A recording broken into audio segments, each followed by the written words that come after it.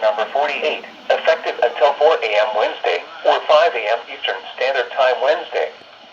This watch includes the following counties in Illinois: Cook, Ford, Grundy, Iroquois, Kankakee, Kendall, LaSalle, Livingston, Marshall, McLean, Vermilion, Will and Woodford, and the following counties in Indiana: Benton, Jasper, Lake, Newton, and Porter, and the following: Winthrop Harbor to Wilmette Harbor, Illinois, Wilmette Harbor to Northerly Island, Illinois, Northerly Island to Calumet Harbor, Illinois, and Gary to Burns Harbor, Indiana.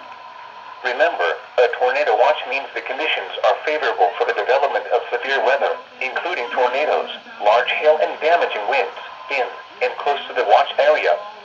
While severe weather may not be imminent, persons should remain alert for rapidly changing weather conditions and listen for later statements and possible warnings. Stay tuned to NOAA weather radio, commercial radio and television outlets, or internet sources for the latest severe weather information.